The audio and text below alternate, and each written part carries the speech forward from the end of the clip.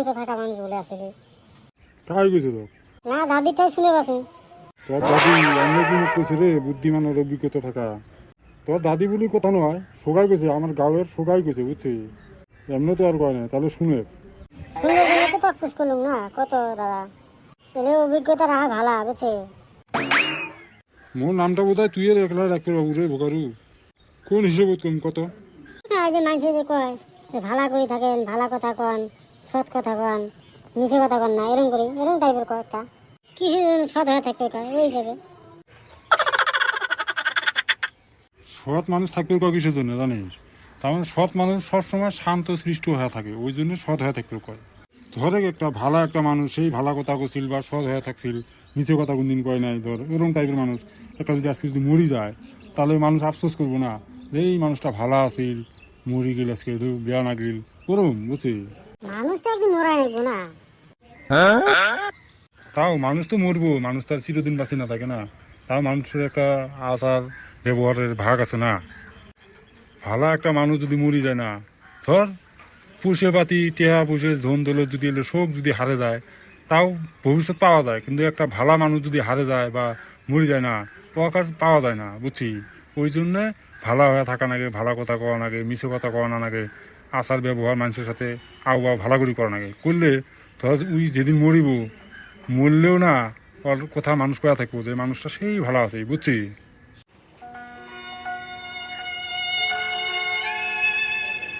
তাহলে আমি আজকে তাই কোনদিন কারোর সাথে মিছে কথা করবেন না, হাই কাজে এলে কিছু করবে না বুঝছি।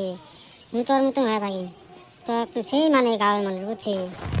ওই জন্য তো বলো, জানো তুই মোর নাম একদিন হলে উজ্জ্বল করে রাখবো। ওইটাই কথা।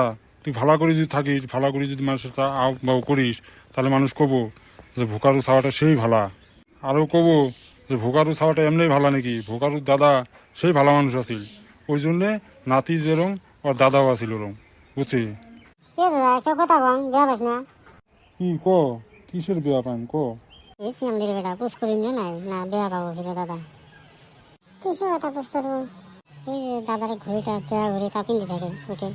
এ ভোকারু, তোমরা কি ফুসফুস করেন? ওইটাই ভাবি আসুন বিয়া পাস নাকি ফিরো? না বিয়া পাবেন না ক। চান্দের বেটা পুষ করেন কি হবে?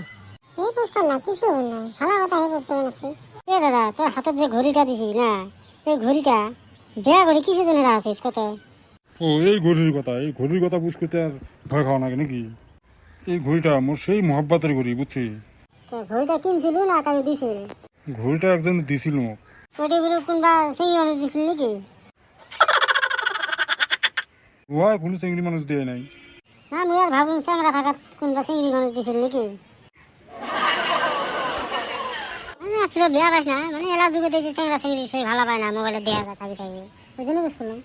এই যুগে ধরে মোবাইল হয়া ফোনতে ভাল পায়, ফোনতে প্রেম প্রীতি করে। আমার যুগে বলে না আসিল রে।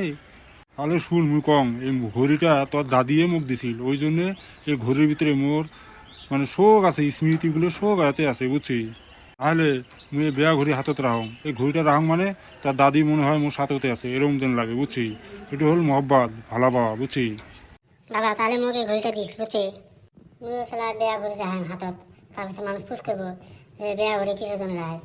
মুই তাও করবাম বুঝছি যে দাদি দাদাক ভালোবাসিল না, ওই জন্য দাদা ঘড়িটা উপহার দিছিল। তারপর দাদা ফিরো মুখ ভালো পায় মুখ দিয়ে গেছে। মরণ তো আর কোয়া যায় না, কোন দিন মরিম বা কি হইবিলা, তুই নিয়ে রাখ, যত্ন করে রাখ, বুঝছি। তাহলে বোকার উৎস তার মানে চার নিচে উঠছে, বুঝছি। হয়ে তাহলে